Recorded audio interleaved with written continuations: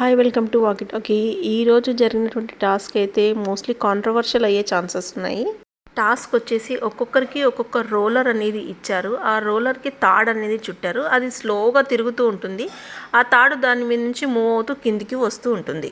ఇది ఒక part. Second part ఏంటి అంటే అక్కడ టేబుల్ పైన ఒక పజిల్ అనేది ఉంటుంది. ఆ పజిల్ని అరేంజ్మెంట్ చేయాలి. బిగ్ బాస్ ఏం చెప్పారంటే ఆ రోలర్ మీద నుంచి తాడు కంప్లీట్గా కింద పడకముందు వీళ్ళు పజిల్ అనేది కంప్లీట్ చేయాలి. పజిల్ కంప్లీట్ చేసేసుకొని అక్కడికి వెళ్ళి తాడిని చేత్తో పట్టుకోవాలి. చేతి స్ట్రైట్గా పెట్టాలని కూడా పాయింట్అవుట్ చేశారు బిగ్ బాస్.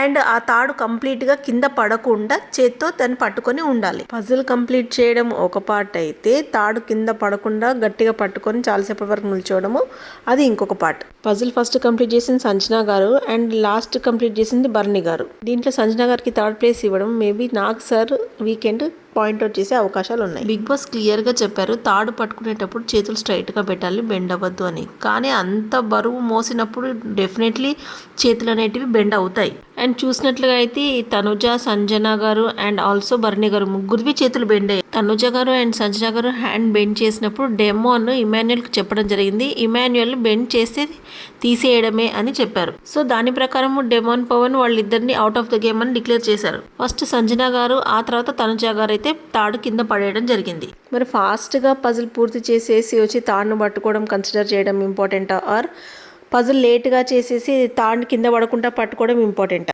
ఇది కొంచెం కన్ఫ్యూషన్ క్రియేట్ చేస్తుంది. వీకెండ్లో నాకు సార్ ఒకవేళ దీన్ని పాయింట్అవుట్ చేస్తే దేని తరఫున డిసిషన్ ఇస్తారో చూడాలి. డెమోన్ అయితే ఇమాన్యుయల్ చెప్పిన తర్వాతే వాళ్ళని అవుట్ ఆఫ్ ద గేమ్ అని డిక్లేర్ చేశారు.